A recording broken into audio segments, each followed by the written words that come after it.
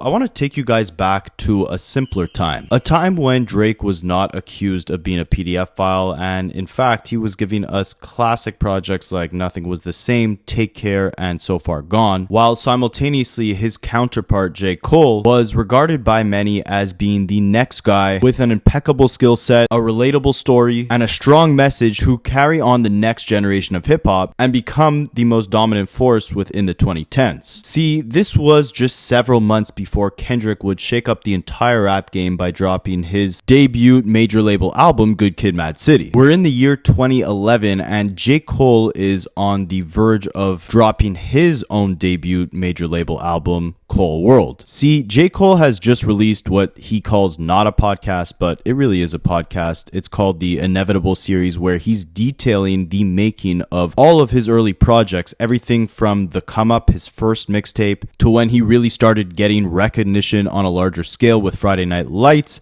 and the pressure he had to live up to that hype with his debut album, Cole World. This wasn't just pressure from his fans, this was pressure from the label. And who was J. Cole signed to? Whose legacy did he have to live up to? Who was his boss? Well, no pressure, but it was none other than Jay-Z, the guy who I believe still has more #1 albums than Drake, the guy who ushered in Kanye West, amongst many others, but Jay-Z and Kanye West were who J. Cole looked up to. Those were his major influences, those were his idols, and he had big shoes to fill if he wanted a career on the same trajectory as theirs.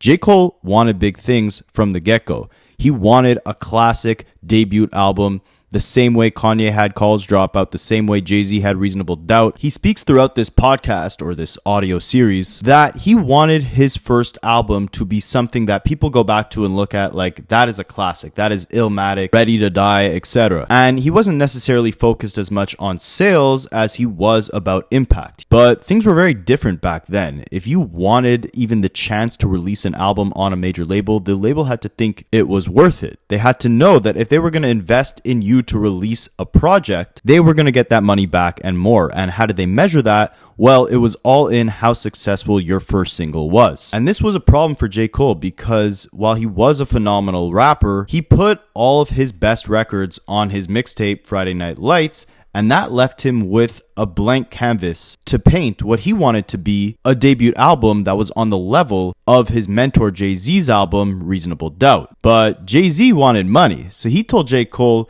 you gotta get a single, buddy. If you want to release this project, I don't care how classic it is, in order for people to actually want to buy it, for the demand to be there, you gotta have a single on radio so people know who you are. Right now, yeah, you're popping on that piff. You got a mixtape out, the underground loves it, the blogs love it. But how does that translate to album sales? Now, J. Cole kept trying for a while. Remember, we're still in 2010, 2011. So think back to this time, right? You had this new class of rappers who were completely different than the previous generation. In the early 2000s, you had The Game, Lil Wayne, 50 Cent, Young Jeezy, T.I. But then you had Kanye West, who changed the entire course of how a rapper can look, sound, and what they could talk about. And that birthed the blog era. The same era that J. Cole was destined to dominate. The same era that he thought he was the one. But when he told that to Jay-Z, Jay-Z told him, you think you're the one? I could fill a graveyard up with the ones. And aside from this graveyard of rappers that Jay-Z's referring to who thought they were the one, but things didn't go the way they planned, there was a new crop of artists who were dominating hip-hop, and J. Cole was treading slightly behind them. On the podcast, Cole talks about at the time, you had Big Sean, who just got his first major hit with Chris Brown. Wiz Khalifa teamed up with the producers Stargate, and they produced the #1 Billboard Hot 100 hit, Black and Yellow. You had Wale, who had already released his debut album. And then you had Drake, who came in the game at the same time as J. Cole, was the same age as J. Cole. However, at that point in their career in 2010, Drake had already amassed his first #1 Billboard Hot 100 hit, multiple top 5 hits, an insane feature run, a now classic mixtape with So Far Gone, and a debut album that sold over 400,000 copies in the first week. Drake was the go-to guy if you wanted a hit. Him and Lil Wayne were at the top of the game. Lil Wayne even rapped, "We're gonna be alright if we put Drake on every hook." And while Drake was giving out hits left and right, J. Cole was in a desperate hunt for the first hit of his own, thanks to the constant pressure from Jay-Z and his label, so he can deliver the world his classic debut album. Now, that debut album didn't go the way Cole planned, which we're going to touch on shortly, but however, again, we're still in the beginning of 2011. Cole is still in search of that hit. He's producing everything on his own, and Jay-Z tells him, I don't think you can do this by yourself. I don't know if you got what it takes to produce a hit all on your own. And that practically left Cole in tears. He recalls telling Jay-Z, no, like, I'm going to do this on my own no matter what. But Jay-Z, seeing the business side of things, knew that he had to rally up a team of super producers to bring a more mainstream sound to an otherwise underground rapper. So he booked J. Cole a studio session with the same producers who just a few months back made Black and Yellow the #1 hit with Wiz Khalifa. So J. Cole took the studio session and concocted what sounds like the most tacky attempt at a radio hit back in 2010. J. Cole was disgusted by it, but Jay-Z loved it. At the same time, Jay-Z hosts a dinner for All-Star Weekend, and Drake and J. Cole show up. Aside from being in tough competition for who's gonna snag the crown as the king of the 2010s generation, J. Cole and Drake were actually decent friends. So they're chopping it up, and Jay-Z walks by them. He sees Drake, and he turns to him and says, yo, give the boy one. So after almost leaving J. Cole in tears in a meeting, telling him that he can't produce a hit on his own, he's now looking in the eyes of J. Cole's biggest competition and telling him, donate one of your hits to my artist. This was unintentionally by Jay-Z an extremely embarrassing look for J. Cole. You gotta remember, we're still in 2011, 2010 when all of these guys had a lot to prove. And Jay-Z just basically told J. Cole's biggest threat musically that he needs him to concoct a hit for Cole. Again, probably not with bad intention. Jay-Z genuinely just wanted Cole to have a hit so he can have the green light to release his debut album to a lot of success and finally fulfill his true potential. As 2011 progressed, Jay-Z continued egging Cole to give him a hit to the point where they were once at a club together and Jay-Z again asked him, where's the hit? I need one, just one. And J. Cole finally had enough. It took guts to say this, but he asked Jay-Z very bluntly, did you have a hit when you first released Reasonable Doubt? Knowing that the answer was no, right? Because again, J. Cole wanted to model his career and his introduction to the game the same way Jay-Z did, with that first album maybe not being the massive commercial success that they'd later achieve as their career progressed, but an undisputed classic that would receive its flowers as time progressed. So Jay-Z told him, no, I didn't have a hit with Reasonable Doubt. So J. Cole basically asked him, so why do you think I need one? Why can't you have that same vision for me that you had for yourself at the beginning of your career? Putting me in a studio with a bunch of mainstream producers that I have no real connection with, that my artistry doesn't align with, is not a real vision. Telling me I can't produce a hit on my own is not a real vision for my long-term artistry. And Jay-Z looked at him and said, you know, you're right. And from that point on, another one of Jay-Z's artists, Memphis Bleek, had stated multiple times to Cole himself that Jay-Z gave J. Cole the most freedom out of any of his other artists. Even Kanye West, who is arguably Jay-Z's biggest artist, had a lot of hurdles to overcome before he could release his debut project. At first, he was known as a producer. People didn't want to make that same investment into him as a rapper as they were making into him as a producer. But with J. Cole, Jay-Z decided after countless attempts at trying to get him to get a hit so he can be on that same level as a Wiz Khalifa or a Drake, he was going to step back and let Cole do his thing. And a repeated theme that J. Cole brings up a lot throughout these podcasts is that him being confined to a studio, having to almost like clock in, clock out, have a whole team of different people around him, that's not where his creativity thrives. It thrives when he's by himself, in his thoughts, comfortable enough to open up and reflect and write about personal situations and just be in a headspace to really let the creative juices flow a little more naturally. And that's exactly what he did. While they were gearing up to drop that first single that Jay-Z loved, that J. Cole hated, that tacky 2010s radio hit, J. Cole in the meantime is at his house and he's listening to his favorite album, The College Dropout. He hears the record, The New Workout Plan, and immediately sparks start flying. He hears that sample that Kanye uses, and he flips it and creates Workout. I want to see you work out for me.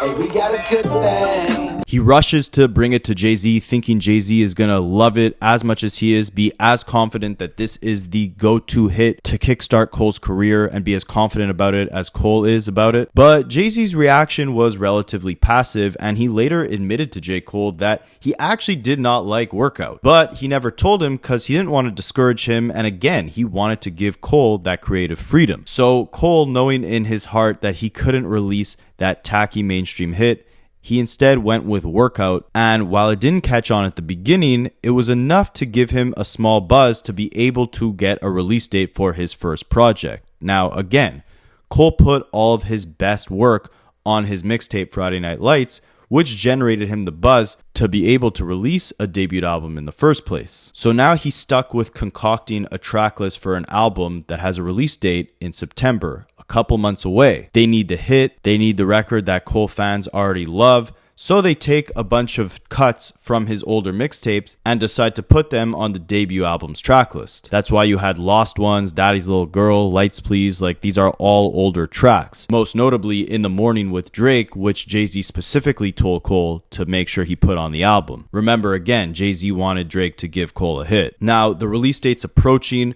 Cole doesn't necessarily have the classic album that he wanted, because not only is it rushed, not only is he pressured by the label to compromise his sound slightly to concoct hits, but he's also forced to put various songs from older projects on this new album. So it doesn't end up being the classic Illmatic, Reasonable Doubt that he wanted to have opening up his career. And at the time, it didn't even seem like it was going to be the commercial success that Cole was hoping for. He got on a call with his label on the week before release, and they said they were expecting him to sell around 60 to 70,000 copies in the first week. Now, in 2024, that would be a great achievement. But back in 2011, you have to remember again, his greatest competition was Drake, who had just sold 400,000 copies in the first week. Wiz Khalifa went number one on Billboard and sold almost 200,000 copies in the first week with his debut album. Big Sean sold around 90,000. And J. Cole was the next guy up. So if he's selling considerably less than all of his counterparts, it's going to be a long climb up to the top of the hill where J. Cole eventually wants his career to be. However, to his surprise, his fans came through. They actually understocked the album, meaning that Roc Nation didn't send retail stores enough copies of the album, and there was tons of demand. It ended up crushing expectations, selling around 220,000 copies in its first week of release, putting J. Cole right in that second place behind Drake and in the elites of the new generation of hip-hop. But now he has a bigger challenge. See, he didn't get that classic with his first project like he wanted. But if you've ever heard of a sophomore slump, then you know that there's even more pressure to live up to the hype of your first album with your second. And that's what J. Cole needed to do. He says in this podcast that anytime an artist says that they're already working on their next album right when they put out their first one, then that probably means they really weren't happy with the final product of that first album. And that's exactly how J. Cole subconsciously felt. He was dealing with a lot of pressure career-wise while simultaneously dealing with some unresolved issues amongst his family. See, his stepfather, who had helped support him and his mother, had left the two of them unexpectedly, leaving his mother on his own. Cole describes this being his mother's lowest point, and witnessing her in that state had crushed Cole. But he was young at the time, and a lot of these issues weren't fully resolved in his head. He didn't fully deal with them. Instead, he dealt with them subconsciously and expressed himself truly through the music. And as he goes through these old records that he recorded back then on this new podcast, he notes a lot of times where he mentions how he didn't want to follow in his stepfather's footsteps and abandon his own family for selfish reasons. However, at the time, he's out in LA, he's meeting all these female R&B singers who he used to fantasize about when he was a kid in Fayetteville. And now it's like he has pick of the litter. But he also has a long-term, long-distance girlfriend at home. And he's kind of torn in between the rapper J. Cole and the human Jermaine. But again, this is all subconscious. He's not truly realizing this until he, gets older and reflects on it in the podcast. But at the time, all of these emotions and these thoughts are only coming to him through the music. He plays some of these old records, the best ones in my opinion coming on his EP Truly Yours, which came out right before his second studio album. And as J. Cole plays the second verse of the song Can I Holler at You, it's a beautiful emotional moment where he breaks down in tears, listening to a young 27-year-old version of himself angrily rapping at his stepfather for abandoning his family and leaving his mother in a horrible state. He notes that he was never one of the tough kids that fought people, but instead he had a way with words where he wouldn't jab you physically, but instead emotionally. And at this point, he's made peace with his stepfather and understands that everyone in life kind of has to do what's best for them and might not be thinking of the people around them that they're hurting in the process. And he cries at the fact that he was so angry at his stepfather 10 years prior, but was completely unable to express it unless it was through the music. And it's interesting to note, again, like I said before, J. Cole's highest creative moments came from when he was all alone in his own thoughts. The record where he's angrily rapping at his stepfather came from a moment where he was writing all by himself. But while that might have been germane, he's now in LA in the process of creating his second album, and he's living the rapper life. He's living as J. Cole. And not only did his ego as J. Cole possibly take over when it came to the dynamics of his relationship with his then girlfriend and how he approached monogamy, but there was this duality and a split of his personalities that was transcending and affecting everything within his life. Again, on the one hand, you had Jermaine the person who created music as a form of therapy to let out his feelings that he may have not even realized or materialized on the surface, but instead they came to light through the music. But then you had J. Cole the rapper who had the ego, who wanted the bad R&B chicks. He wanted to indulge in the life. He wanted to create the hits. That was the side of him who was constantly paranoid about concocting that next hit so he could have a bigger splash on the charts, create more impact, and get to that position that he wanted to get to in his career. But the best music came when he shut off the lights, when he closed the door, when he was alone. That's when you got the Can I Holler at Yous. That's when you got the Runaways, where he's really talking about running away from his problems, running away from the woman that he loves, that he knows he wants to marry, but he's too caught up in the life. And that's going to play an important role in how he concocted his second hit. But before then, there was another rapper on the rise about to concoct a bigger hit than J. Cole could even think about at that point in his career. And that would be none other than Kendrick Lamar. See, J. Cole and Kendrick Lamar had an interesting dynamic at the beginning of both of their careers. Obviously, J. Cole came before Kendrick, right? J. Cole released his debut major label album in 2011, sold about 220,000 copies the first week. He was already a success. Kendrick, on the other hand, had Section 80, which was an independent mixtape. He was still relatively on the come up. And Drake, who was bigger than both of them, decided to invite both of them on his Club Paradise tour in 2012. This was all off the heels of Cole releasing Cole World, Kendrick putting out Section 80, and Drake making the massive splash with Take Care. Because they were all touring the world together, J. Cole and Kendrick formed this bond that J. Cole described as the relationship you'd have with a younger cousin who shared the exact same interests as you. Cole said, "For the first time, I had found someone that loved hip-hop as much as I loved it. He took it as serious, had similar taste. It felt like your cousin coming over to the house." So with the love that J. Cole had for Kendrick and the mutual love that both of them had for creating incredible hip-hop music, it was no surprise to everyone that they would collaborate quite frequently and even tease the possibility of doing a collaboration project together. Cole went on to say that Kendrick was the first artist that he ever wanted to sign to his Dreamville record label. But while Cole might have got a head start to Kendrick, while he might have looked at Kendrick as a younger cousin, while his album Cole World might have sold 40 times more copies than Kendrick's independent release Section 80 in its first week, what Cole didn't realize was that while they were on that tour bus, spending late nights recording after performing on tour with Drake, Kendrick had a little trick up his sleeve.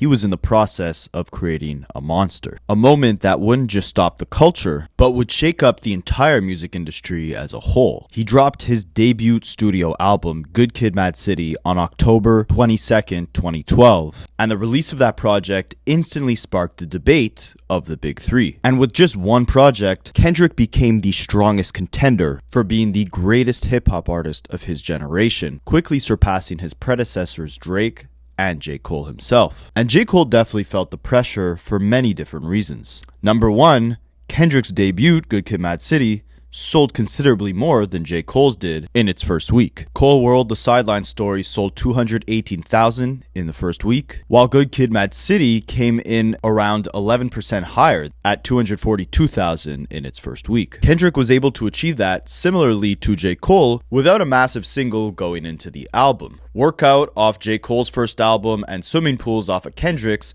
only really gained traction once the actual album was released, which was very unconventional at that time because usually the single took off and that's what dictated how much your album was going to sell and when you were able to release it. But Kendrick didn't just surpass J. Cole from a first week sales perspective. Commercially, his hits started blowing up much larger than J. Cole's. Songs like Swimming Pools, Effin' Problems, Poetic Justice, Backseat Freestyle, Don't Kill My Vibe. But even bigger than the commercial splash that Kendrick made was the impact and acclaim that Good Kid, Mad City received from the culture. See, while J. Cole was in a desperate search of getting that radio-friendly hit single for his first album, an important factor that he possibly overlooked was the fact that sometimes your records don't necessarily need to chart high or be designed to get abused on radio stations in order for them to resonate with a large mainstream audience. This is exactly what happened to Kendrick Lamar, as records like Mad City or Money Trees never charted high on the Billboard charts, were never spun on the radio back in 2012, but J. Cole recalls seeing Kendrick's crowd react as he played those records live and realized he's never had a crowd react as loudly or as strong to a record in his career by that point in time. Another thing that Kendrick had, which J. Cole didn't, was the unanimous praise by critics and online fans. He recalls blogs like Pitchfork or different award shows like the BET Awards never painting him as this golden child or showering him in praises the same way they did to Kendrick Lamar. As it stands, Kendrick's first album, Good Kid, Mad City, currently sits at a 91 rating by critics on Metacritic. J. Cole's The Sideline story sits over 15 points lower at a score of 75 on Metacritic. While these online blogs and award shows are not as relevant today in 2024 as they were back then, you have to remember that this was a much different time and that J. Cole's ultimate objective coming into the game was to be remembered as that top guy and give us an undisputed classic right as he came into the game. And he almost did that with Friday Night Lights, but the biggest problem was that he put his best records on that mixtape. So when it came time to produce an album, the quality wasn't necessarily up to par with his previous work, and most definitely was not an undisputed classic. He attributes this as being the reason why he was never regarded as that golden child of hip-hop by award shows and online critics. He states that both Kendrick and himself developed their core audiences from their mixtapes. However, unlike J. Cole, Kendrick's debut album was not rushed. He spent years crafting Good Kid, Mad City with not a single throwaway on the album. He came into the game with a classic off the bat, the exact same thing that Cole dreamed of accomplishing when he first started off his career. He recalls listening to Good Kid, Mad City for the first time on a long drive in LA, and he said, "When Kendrick's album Good Kid, Mad City dropped, it was a clear feeling that he did exactly what I wanted to do with the Sideline story. It's got everything. It's got the substance, the content, and it's got the commercial side while still staying authentic and true. When Kendrick's album dropped, the journey got harder. The mountain got steeper. It was a feeling of surpassment." Cole describes his debut album as being made during a confusing, burnt-out time in his life. He explains that because that album was likely the first introduction that major publications and mainstream music critics had to his music, they didn't get the full perception of who J. Cole the artist truly was. They got a compromised, confused version of Cole, and this is the reason why he believes they never truly embraced him as that next golden child of hip-hop, and instead, that title was granted to Kendrick Lamar, who had now just surpassed Cole. And it seems like at this point in his career, Cole realized three important things. Number one, the fight for that top position was a marathon, not a sprint, and his ascension to the top had just gotten steeper. Simultaneously, while he was recording most of his next album in LA, in large studio sessions with various producers and artists, the place where Cole truly found the most inspiration was back at home, by himself, alone in his thoughts, with the ability to separate J. Cole, the artist, from Jermaine, the person. But the most important thing he realized is that in order to attain a level of commercial success similar to Drake, or catch up to the impact that Kendrick currently had on the culture, or most importantly, create that classic that he always dreamed of making, as he was making his second album, Born Sinner, J. Cole slowly started realizing that in order to stand out, he'd have to start taking risks. So that's exactly what he tried to do with the first single to Born Sinner, Miss America. J. Cole recalls how ambitious of a record this was to send to radio and to try to convert it into a hit. If you guys have listened to this record, then you know that it does not fit the standard of what a hit back then would sound like, and most definitely not what a hit today would sound like. Likely in protest and out of spite for his record label constantly nagging Cole to make a hit, Cole released the most anti-hit possible. The song was about the corruption of an artist when he has the chance for commercial appeal, and corruption of government when capitalism is involved. When Cole was speaking to Billboard about the record, he said, "I'm going to try to use it to shift culture just a bit. To me, Miss America shifts things a little bit, it changes the conversation, and it takes it in a more aggressive direction. More raw, more social commentary. Any type of commentary is good compared to what a normal single is these days. That's my aim, is to shift culture significantly and change the conversation. Nobody expects that for your first single." And in conjunction with the release of Miss America, Cole also announced that his new album, Born Sinner, would be dropping in January of 2013. But as 2012 progressed to an end, Kendrick's Good Kid, Ma.a.d City records continued climbing the charts and dominating the conversation within the culture, while J. Cole's Miss America single failed to crack the Billboard Hot 100. Looking back on it today, J. Cole wonders what he was thinking when dropping that song, but at the time, he recalls still being in that confused, unconfident headspace. And the confusion would continue to grow until one day J. Cole impulsively told his manager, Ebe, that he needed to start writing back at home. He recalls that when he was on the come-up, the studio was only used to record records that he had already written in the comfort of his own home, in the isolation of his own thoughts. But now, these studio sessions started to feel like a job. Clocking in 9 to 5, doing everything from the writing, producing, collaborating, idea formation, hunting for that next hit record, trying to concoct it. And this was the root in where Cole's insecurities and lack of confidence stemmed from within this point of his career. Kendrick just had everything that J. Cole wanted to have with his own debut album. Jay-Z was now giving Cole complete creative control in the direction he wanted to take his career. While Cole's first album was in several ways a slight disappointment, there was a lot riding on his next move, and singles like Miss America or long studio sessions in LA were not gonna cut it. So he left LA, he left the studio, he went back home, and just like when he heard that sample on Kanye's new workout plan and then turned it into, at the time, his biggest hit with Workout, this time around, about a year and a half later, Cole hears the song No More by Hubert Laws, and as soon as this beginning part of the record plays,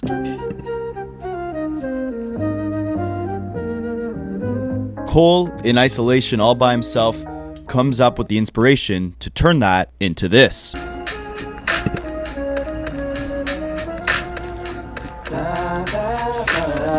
And just like that, Cole had concocted, at that point in time, his greatest single and his biggest one to date. But he didn't even know it yet. Like I said before, Cole was still in that confused, almost burnt out state where he lacked the confidence to truly understand where he should take the direction of his career. He wanted the undisputed classic album that went against all of the limitations set against him by the label, but when he took a step in that direction with Miss America, it didn't go in his favor. When he showed Jay-Z Workout for the first time and was so confident that this would be his first big hit, Jay-Z's reaction left Cole thinking he may not have that knack or that instinct to be able to decipher what truly makes a great hit. In the same time period, Cole also created the song Crooked Smile, which was obviously a lot more radio friendly. Everyone at the label told Cole to go with Crooked Smile as the first single, except for his manager Ebe, who protested and fought so heavily for them to go with Power Trip instead.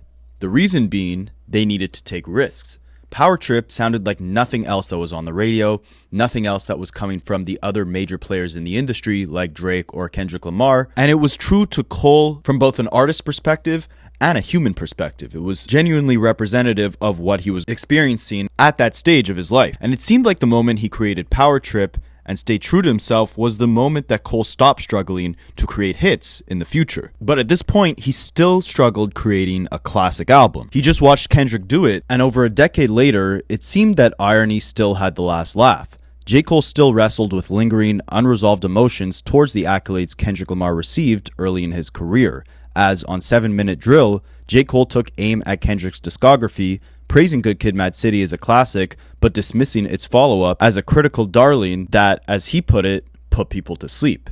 Yet, in the same breath, he admitted to trailing Kendrick's meteoric rise, acknowledging that as Kendrick released Damn, Cole was only just stepping into his own prime. That turning point, it seems, came when Cole finally united the artistic spirit of Cole the rapper with the humanity of Jermaine the man.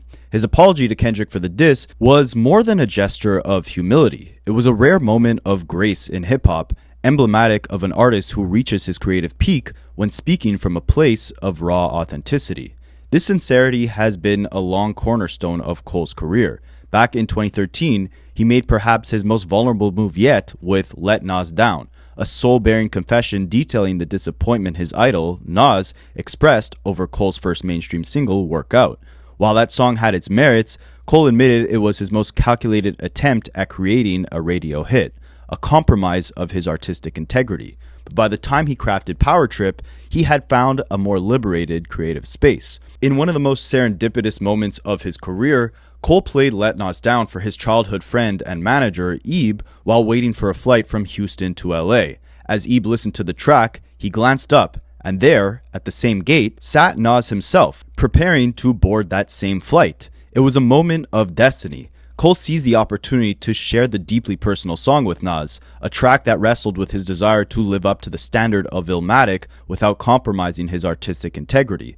Nas responded with a remix, assuring Cole that he had not let anyone down and was destined for the same greatness that his idol had achieved. Later that year, as Cole prepared to release Born Sinner, he made his boldest move yet. Initially planning to drop the album in the summer of 2013, he pushed the release date forward by a week when Kanye West announced Yeezus would arrive on June 18th. Determined not to be overshadowed, Cole challenged Kanye directly, dropping Born Sinner on the same day.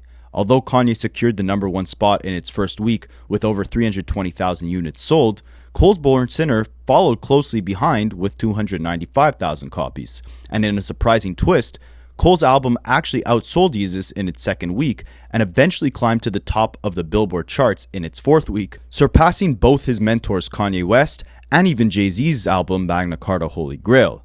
This triumph proved to Cole that, despite his uncertainty about where he stood in the realm of hip-hop greatness, his audience's love and respect were steadily growing. It was only a matter of time before Cole delivered what many consider his own undisputed classic, 2014 Forest Hills Drive. And although we haven't gotten that far in the podcast, he hasn't released the episode where he fully details the process of creating this landmark project. What we do know is that Forest Hills Drive marked a moment of complete creative freedom, a deeply personal, universally acclaimed album that cemented J. Cole's place amongst the greats. And perhaps releasing that album with no single at all and merging his most authentic self with his artistry, Cole finally found the clarity he's been seeking all along. There's a lot of little nuggets in both of their disses that if it wasn't for these breakdowns, and salute to guys like this, Rapaholics, because I think they directly get it.